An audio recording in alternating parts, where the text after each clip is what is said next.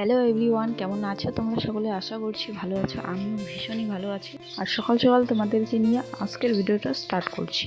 মেয়ের ঘুম ভেঙেছে 5টার দিকে, আর ঘুম ভেঙেছে তো বিছানা তো একদমই থাকবে না, তাই তোমাদের দাদাভাইকে ডেকে দিলাম।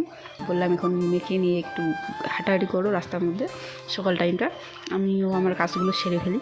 আমিও উঠে সবার ফার্স্টে আগে বিছানাটা গুছিয়ে নিলাম, তারপর এখন ঘর ঝাড় দিয়ে নিচ্ছি। তো ঘর ঝাড় দেওয়া কমপ্লিট, এখন লাইটও বন্ধ করে দিব।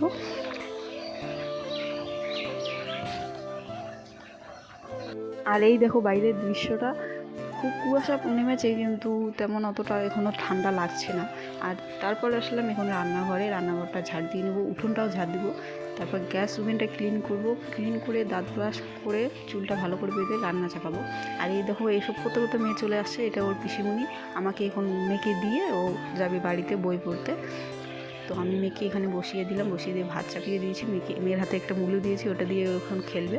তো আমি সবজিটা কেটে নেবো। মেয়ের সাথে একটু খেলা করে ওইভাবেই রান্না করলাম। কিছুটা রান্না হয়েই গেছে, এদিকে ডাল হচ্ছে, এখানে ভাত রান্না হয়ে গেছে, এখানে ভাজি হয়েছে, আর কালকে রাত্রিবেলার কিছু তরকারি রয়ে গেছে।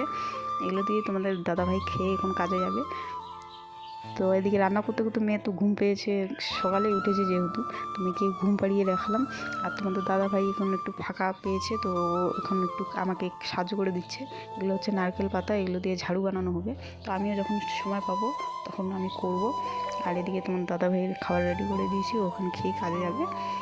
তো এখন তো আর ব্লগ বানানো হবে না, তো আমরা সারাদিন মা মেয়ে বাড়িতে থাকবো।